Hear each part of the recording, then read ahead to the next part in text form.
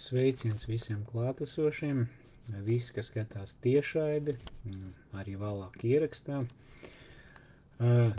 Turpinām šo jau ierasto ciklu par atmodām dažādās vietās, dažādos laikos. Jā, pagājušais mēs runājam tepat par kaimiņu valsti, par Tallinu, jā, par atmodu, kas bija PSRS laikā no 1977. līdz 1982. gadam. Jā, tātad aptuveni 4, mazliet vairāk kā 4 gadi bija šī atmoda. Un šodien mēs turpināsim, jā, jo runāsim par atmodu Latvijas PSRS. Jā. Tātad tā ir saikne ar šo Tallinas atmodu, jā, kā viņi pāries uz šo Latvijas atmodu, jā, un kā jau tālāk uz citām PSRS republikām, jā, kā mēs redzam, ka tas viss iet plašumā.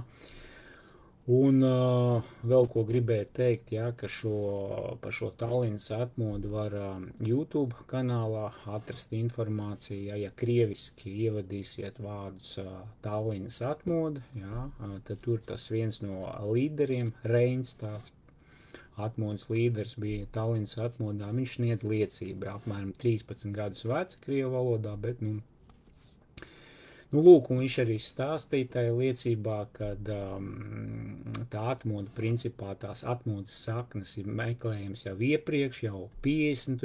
gados, ja, kad tika likvidēts 7 dažādas draudzes, gan vasaras svētku, baptistu un citas draudzes. Un šo 7 draudžu locekļiem tika piedāvāta šī baznīca, ja, ar augstu torni, šī Olivistas baznīca, kas bija izdemolēta, kurai nebija logi, un tad šīs draudzes tur sāka pulcēties, atjaunot baznīcu, sāka nākt pa mājām, lūgt par atmodu, jā, un mēs jau redzam, jā, kad apmēram 10 gadus pirms šīs atmodas bija ļoti intensīvas lūgšanas, pat nakts lūgšanas, jā, un kā rezultātā 1977. gadā sākās šī atmoda jau ar zīmēm, ar brīnumiem, ar svētā gara klātbūtni. Lūk, tā kā iesim tālāk, skatīsimies par šo atmodu Latvijā. Tātad 70. gadu nogalē sākusies garīgā atmoda Olivistas baznīcā Tallinā, ieguva neoficiālu nosaukumu – Tallinas vēži. Šis vēžs brāzās arī pār citām PSRS republikām, tostarp pār Latviju, kas tajos gados kļuva par otru svarīgāko atmodas centru Padomes Savienībā. Par Tallinas atmodas atskaņām mūsu zemē stāsta Latvijas Vasarsvētku draugu apvienības bīskaps Jānis Ozolinkevičs. Jā, tātad liecību nodod pats acu liecinieks, jā, Jānis Ozolinkevičs, jā, un šī informācija, ko es lietoju, jā, ir atrodama arī Latvijas Kristīgā radio žurnālā Tikšanās 2009. gada māja numurā. Lūk, un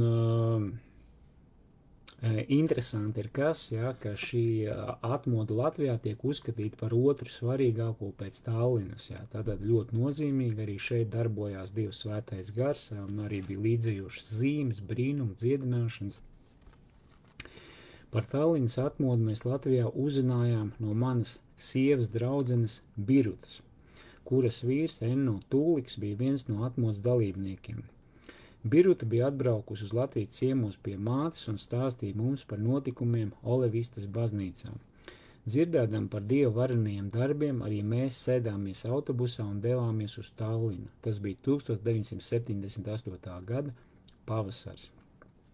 Jā, tā tad liekas gluži nejauši, jā, šie Jāņa Ozolinkeviča sievai bija draudzene, jā, kurai vīrs bija no Igaunijas, un savukārt šī sieviete no Igaunijas, jā, viņa bija piedzīvojuši šo atmodu, par ko stāstīja Latvijā, ko dzirdēja arī Jānis Ozolinkevičs.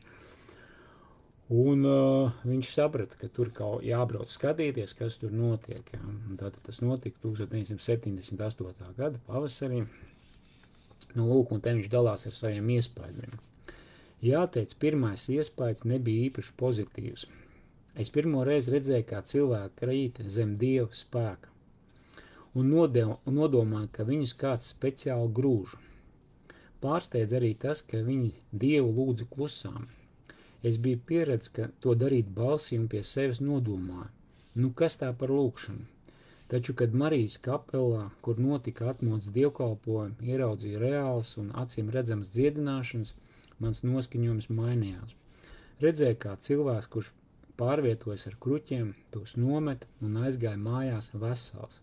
Redzēju, kā cilvēki, kurus neviens negrūda un pat nepieskārās viņiem, Dieva spēkā krīt zemē paši no sevis. Tas viss mainīja manas domas par notiekošo.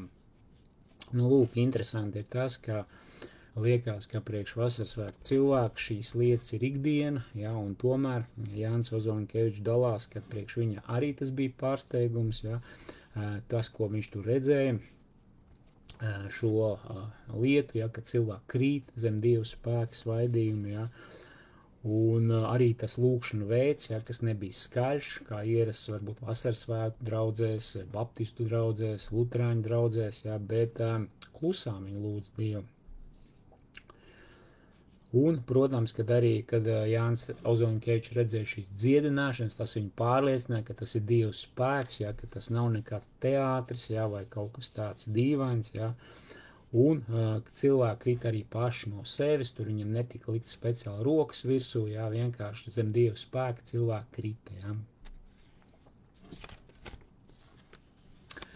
Redzētā iedvesmots nosprieda, ka arī mūsu draudzē nepieciešams šāds svētā gara svaidījums. Pēc dievkalpojuma runā ar igauņu brāļiem.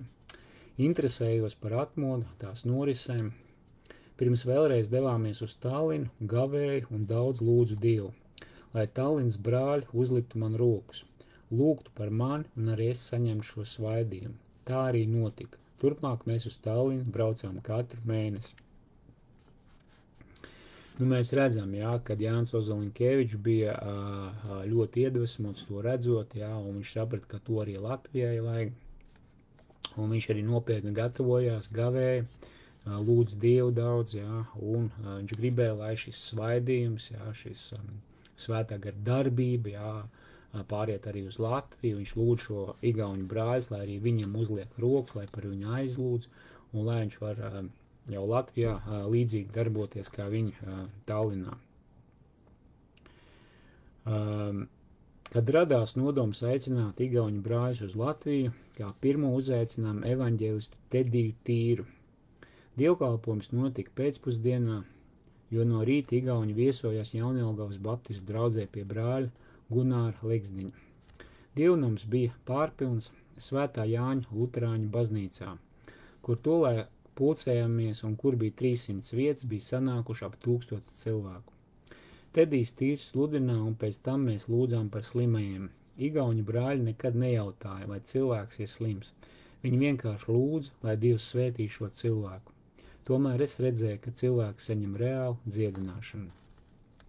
Jā, tā tad ne tikai Jānis Ozolinkevičs pats lūdza, jā, ne tikai pats brauc uz Tallinu katru mēnesi, jā, bet viņš arī aicināja uz Latviju šos igauņu brāļus, jā, un mēs redzam, kā pirmais bija šis evaņģēlists Tedijs Tīrs, jā, un redzam, ka viņi pulcējās luterāņu baznīcā, jā, kur bija paredzēts 300 cilvēkiem, vietas bija atnākuši 1000 cilvēku, jā. Un interesanti arī tas, ka viņi neprasīja cilvēkam, jā, kāda tev slimīga, par ko aizlūgt un tā tālāk. Vienkārši lūdzu, lai Dievs svētī šos cilvēkus. Jā, un tāpatās kā Tallinā, tāpat arī Latvijā notika zīmes un brīnumi, jā, cilvēki saņēma dziedināšanu. Piemēram, kāds čigāns, kas stāvēja ārā aiz durvīm, pēkšņi spēra ar kāju pie zemes un teica: patiešām vairs nesāp. Daudz cilvēku vēlāk liecināja, ka Dievs viņus dziedināja. Tallinā Olivistas baznīcā Marijas kapelā altāra priekšā un vēlāk arī zāles stūrī karājās spieķi, kruķi, ratiņkrēsli, korsetes, dzirdes aparāti un citi palīgi līdzekļi, kurus tur atstāja izdziedinātiem. Arī Jelgavā notika līdzīgi, taču mēs nevarējām šos kruķus tur atstāt, jo Jāņa baznīca bija luterāņu dievnams, un altāra daļā turēt kruķus nebūtu pareizi. Ja? Tātad līdzīgi tas pats, kas notika Olivistas baznīcā, tas notika Jelgavā, šajā luterāņu dievnamā, un tur izdziedinātie cilvēki bija atstājuši spieķus, kruķus, jā, ratiņkrēslus, korsetes, dzirdes aparātus, nu, katram kāda vaina, kas bija, tas novilka to lietu nost un tur atstāja, jā, un tur tie krājās, jā, un arī kaut kas līdzīgs bija Latvijā, jā, Luterāņu baznīcā, bet, protams, tur šos priekšmetus nevarēja krāt. Tā Tallinas atmodas svaidījums nonāca Latvijā. Vēlāk Tedijs Tīrs un citi igauņu brāļi viesojās pie mums katru otro mēnesi. Dievkalpojumi ilga 5-6 stundas bez pārtraukuma. Reizēm no cilvēka daudzuma garīgās spriedzes telpā pa baznīcas sienām, kas bija krāsots ar eļas krāsu, burtiski plūda ūdens kondensāts. Cilvēki dzirdēja vēsti par Dievu, nožēloja grēkus, tika dziedināti. Vēl pēc daudziem gadiem visā Latvijā var sastapt dažādas konfesijas cilvēkus, kas pie Dieva atgriezušies atmodas gados Jelgavas draudzēm. Dievs pārmainīja viņu dzīvi, un šodien vairāk no šiem cilvēkiem ir aktīvi kalpotāji savās konfesijās. Jā, tātad neparasti bija tas, jā, ka šie dievkalpojumi bija ilgi, 5 un 6 stundas, jā. Un, protams, ka tur notika arī evanģelizācija, cilvēki dzirdēja vēsti par Dievu, bija grēku nožēla, parasti, ka svētais gars nāk, viņš pārliecina par grēku, taisnību un tiesu, un, protams, arī līdzējošās zīmes, jā, dziedināšanas, jā, un tātad tas pats, ko mēs pagājušais runājam par Tallinu, tas pats arī notika Latvijā. Un arī šie igauņu brāļi ik pa 2 mēnešiem brauc uz Latviju. Vislabākā reklāma atmodai bija paši atmodas notikumi. Ziņas izplatījās ātri, un uz Latviju, tāpat kā Igaunija, sāka braukt cilvēki no visas Padomju Savienības. Kāds vīrs ieradās no Gorkijas. Viņš 5 gadus bija gulējis tikai ar miega zāļu palīdzību. Šis vīrs uzrakstīja zīmību ar lūgumu aizlūgt par viņu. Tādas zīmītes bija 100. Mēs tās katru atsevišķi nelasījām, bet salikām visus kopā un lūdzām Dievu. Šis vīrs teica, Dievs, lai tā ir zīme, ka tu esi mani dziedinājis. Kaut mācītājs bez īpašas meklēšanas man uzreiz atdotu manu zīmīti. Pēc dievkalpojuma viņš pienāca pie manis un palūdza savu zīmīti. Es iebāzu roku kaudzē, izvilku pirmo un teicu, šī ir jūsu. Es neko nezināju par viņu lūgumu Dievam. Šis vīrs nodzīvoja Jelgavā veselu nedēļu un gulēja bez jebkādām miega zālēm. Tam līdzīgi gadījumi bija ļoti daudz. Jā, tātad šīs ziņas par to atmodu, kas notiek Latvijā, aplido arī visu PSRS, un cilvēki jau brauc no dažādām valstīm. Mēs redzam arī šeit no Gorkijas bija atbraucis cilvēks, kam bija problēmas ar miegu, un šis cilvēks piedzīvo dziedināšanu, jā, arī tādā netipiskā veidā. Viņš prasīja Dievam zīmi, jā, viņš bija uzrakstījis zīmītē savu vajadzību, un tur bija vairāk 100 šo zīmīšu, un pēc dievkalpojuma viņš pienāca klāt un paprasīja atpakaļ savu zīmīti. Un Jānis Ozolkevičs vienkārši pirmo zīmīti, kas pagadījās, ņēma un atdeva, un tā izrādījās viņa rakstītā zīmīte. Tā kā interesantā veidā Dievs atbildēja uz šī vīra lūkšanu, un svarīgākais, ka viņš piedzīvoja šo dziedināšanu, jā, un dažādas šīs dziedināšanas, jā, arī kā iepriekš mēs runājam par šo čigānu, kas stāvēja ārā pie baznīcas, jā, un saņēma dziedināšanu kājai, jā, cilvēki arī ārā stāvot pie atvērtiem logiem klausījās, jā, un arī tur daudz piedzīvo dziedināšanu. Tomēr atmoda piedzīvo arī nopietnu pretestību. Varas iestādes bija ļoti saniknotas. 90. gados pie manis pienāca kāds vīrs un teica, es tolaik biju students un mani sūtīja noklausīties un pierakstīt, ko jūs runājat. Tā nu es klausījos, līdz galu galā sastapos ar Dievu. Čekistiem un citiem ziņotājiem bija grūti nosēdēt baznīcā 5-6 stundas, tāpēc viņi sūdzējās augstāk stāvošajām instancēm. Mūs sauc uz pilsētas izpildu komiteju un teica, ka 6 stundas esot par garu. Nu, lūk, jā, tātad, protams, ka katrā dievkalpojumā bija čekists, jā, šai gadījumā kāds jauns students, jā, kur uzdevums bija sēdēt un fiksēt, ka kas notiek dievnamā, un tālāk jau ziņot čekistiem, bet kas ir interesanti, ka šis jaunais puisis, viņš pats tādā veidā, apmeklējot dievkalpojumus, pats sastapās ar Dievu, Un pagājušajā reizē mēs arī par Tallinas atmodu runājot, ja, ka daudz cilvēku, kas piedzīvo dievu, arī čekisti, komunistu partijas pārstāvji, ja, viņi savas partijas biļetes burtiski atstāja baznīcā, ja, un kļuva par ticīgiem cilvēkiem. Ja. Un te kaut kas līdzīgs, ka šis čekists jaunais, ja, arī piedzīvoja dievu, ja, un pēc tam jau viņš pastāstīja jau šo lietu. Un, protams, arī tas, ka dievkalpojums ilgst 5-6 stundas, ja, tas ir grūti, ja, un čekisti pat sūdzējās par to, ja, un tika veikts arī pārunas ar mācītājiem, ja, ka šie dievkalpojumi ir par garu. Draudzes padomes priekšsēdētājs ironiski noteica: jā, grūti jums ir, gribas smēķēt un jāiet ārā, bet pa to laiku var notikt kaut kas, ko jūs būsiet palaiduši garām. Formāli likums neierobežoja dievkalpojumu ilgumu, tomēr mums tika draudēts ar sodu. Čeka šo lietu ņēma nopietni. Labi, ka Jelgavas pilsētas izpildu komitejā bija saprātīgi cilvēki. To gan nevarētu teikt par vienu otru citas konfesijas mācītāju, kas skrēja iekšā dievkalpojumu laikā. Ķēra cilvēks aiz rokas un sauc: tie ir maldi, ejiet visi ārā.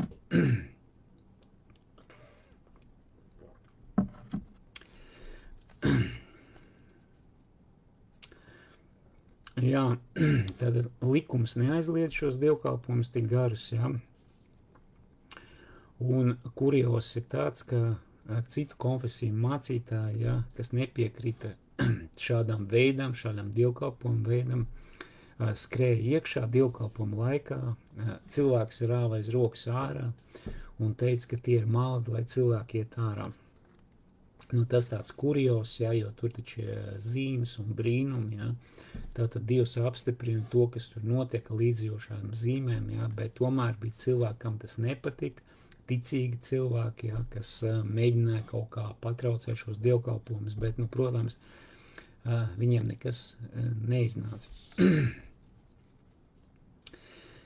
Tallinas vērš no Latvijas pūta tālāk uz Ukrainu, Baltkrieviju, Uzbekiju un citām vietām PSRS. Baranovičos, Baltkrievijā mēneša laikā draudzē pievienojās 100 cilvēku. Tur bija kāda sieviete, kas paralizēta gulēja uz gultas.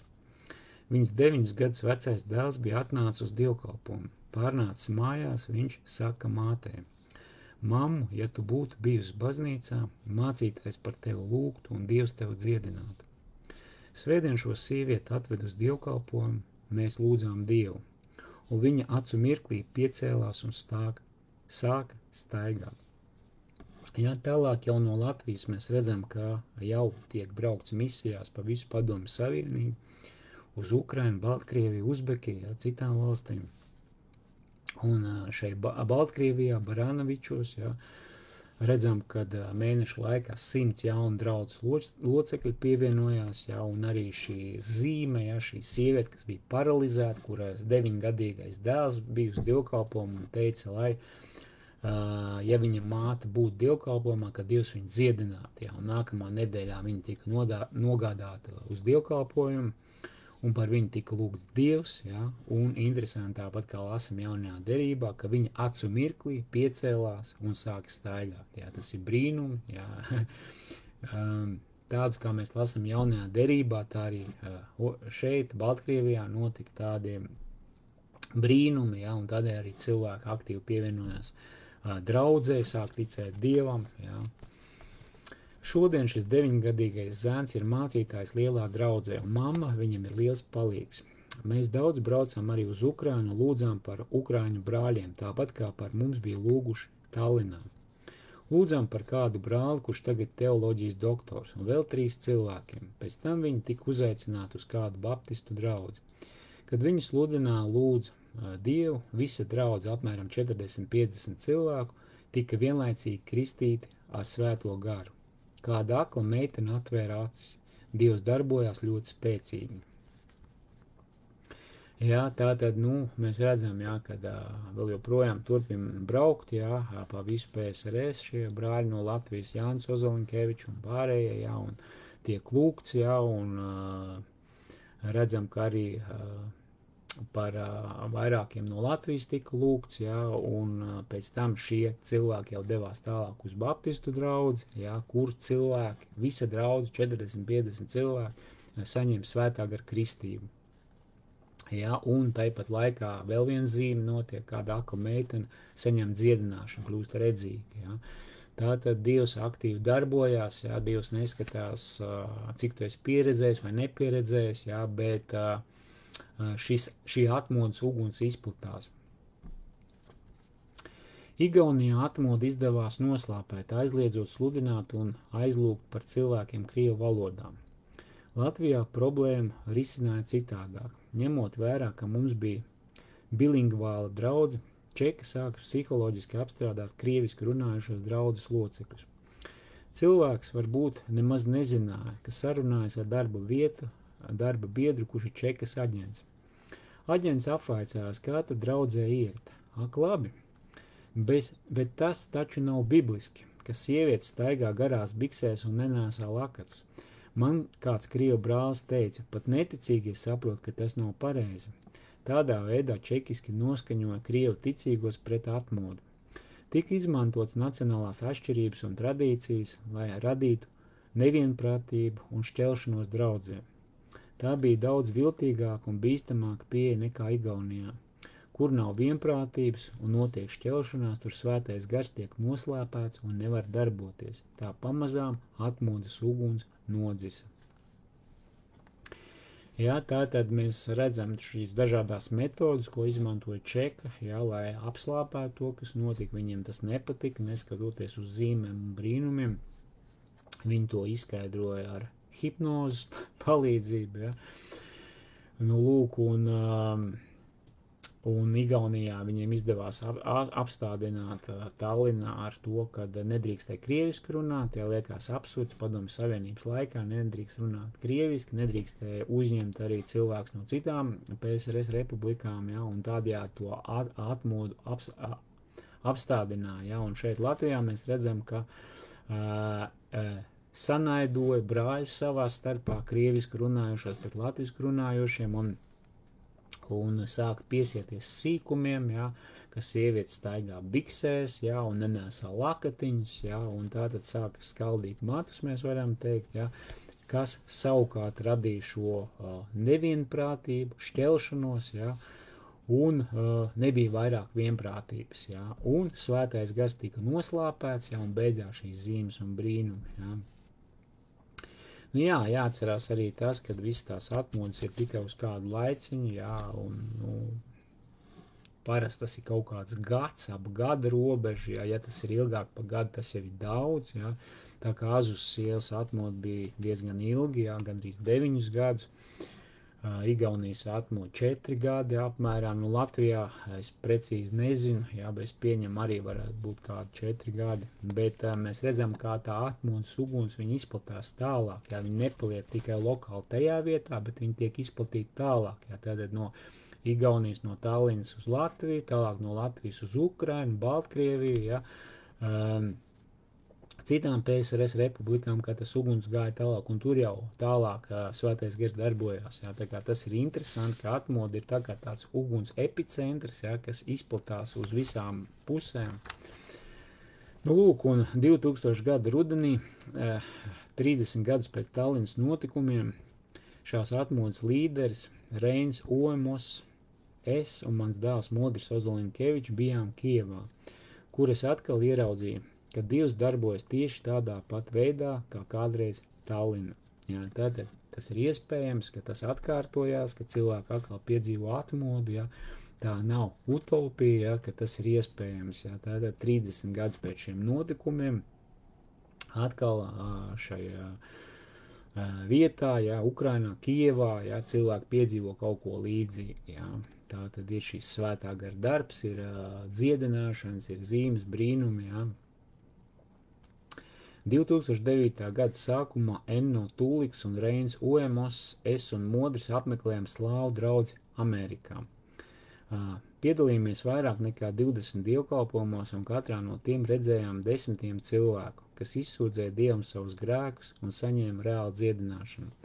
Ir jūtams, ka Dievs pamazām atjauno šo svaidījumu. Mēs lūdzam, ticam un gaidām, lai Dievs to atjauno pilnā apmērā un atmoda atdzimt vēl daudz lielākā spēkā un varenībā. Ja, tātad šis modrs Jānis Ozolinkevičs, arī redzam viņa dēls Modris Ozolinkevičs, braukā arī uz ārzemēm, kopā ar šiem igauņu brāļiem, kas jau sirmi vīri ir, un arī citās vietās cilvēki sāk piedzīvot šo atmodu, šo dziedināšanu, un arī ASV šeit slāvu draudzēs, cilvēki piedzīvo Dievu klātbūtni, sāk izsūdzēt Dievam grēkus, ir šī grēku nožēla, ir dziedināšana, Nu, lūk, un viņam ir tā doma, ka tam jāiet plašumā, un lielākā spēkā.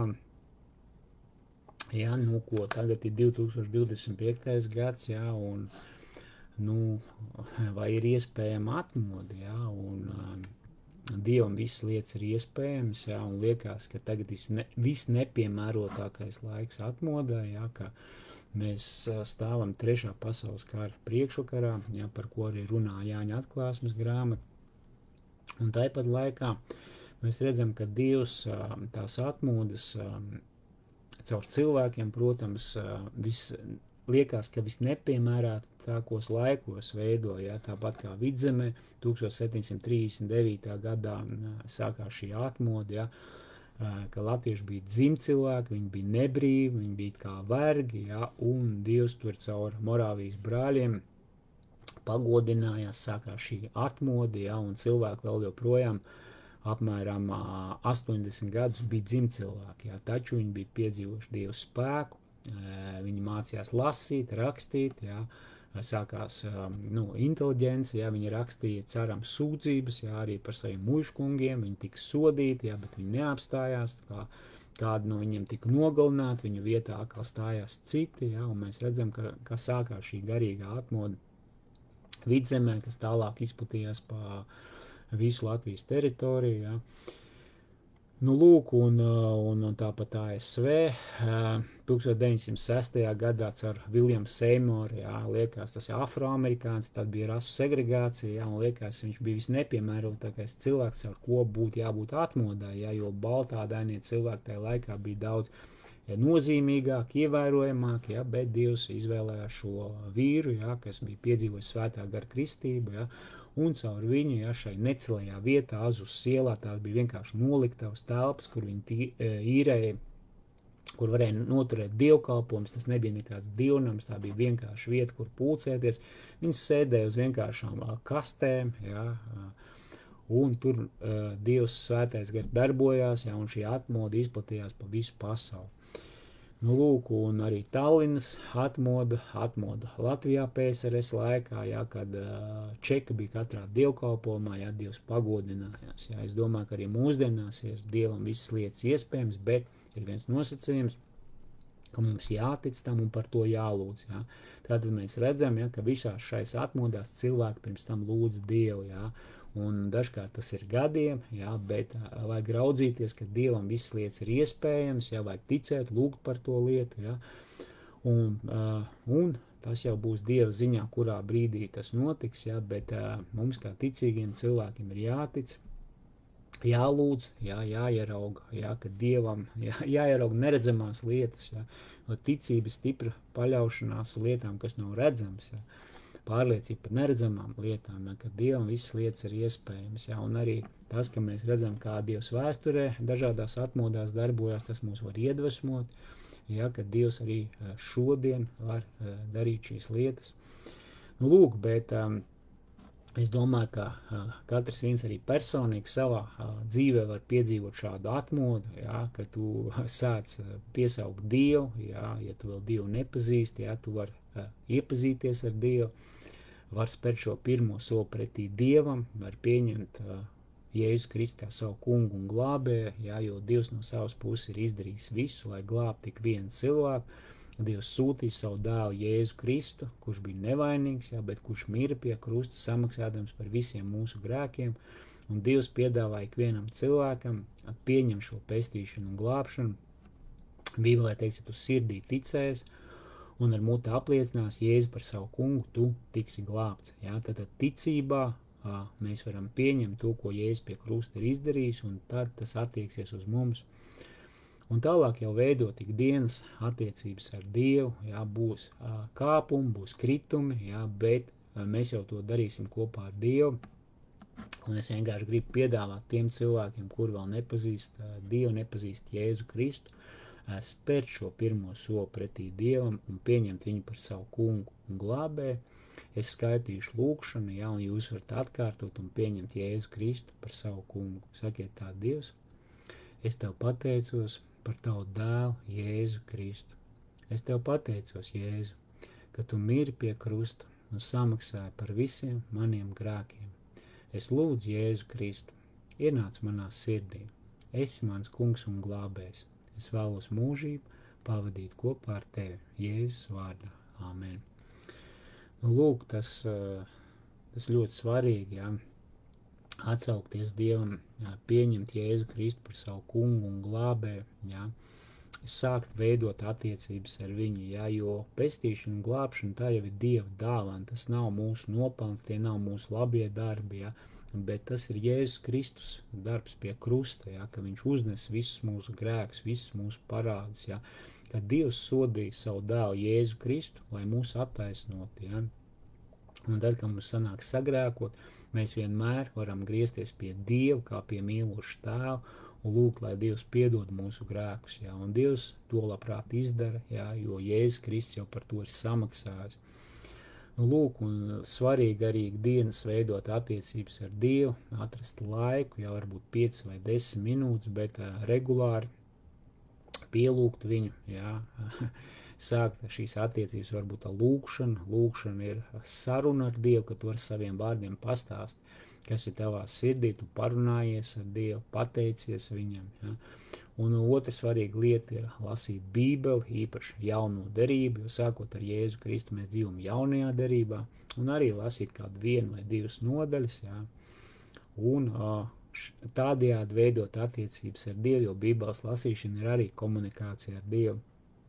To mēs varam darīt mājās, darbā, varbūt ne, bet atrast laiciņu, jā, tur, kur mēs esam katru dienu, jā, labāk ir to regulāri darīt īsu periodu nekā retāk, bet lielāku periodu.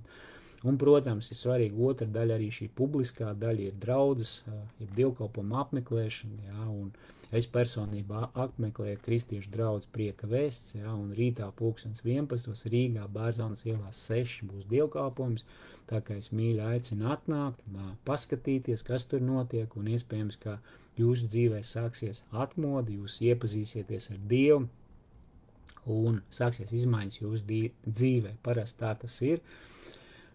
Tas var būt ar emocijām, tas var būt bez emocijām, jā, bet tas vienmēr maina mūsu dzīves, tad, kad mēs iepazīstamies ar Dievu, jā, parādās dzīvei mērķis, jēga, jā, mēs sākam saprast, kāpēc mēs šeit esam, kur mēs ejam, jā, un tā kā Dievs sniedz atbildes uz tiem jautājumiem, kas mūs satrauc, jā, un arī tās miers un stabilitāte, kā apostols Pāvils teica.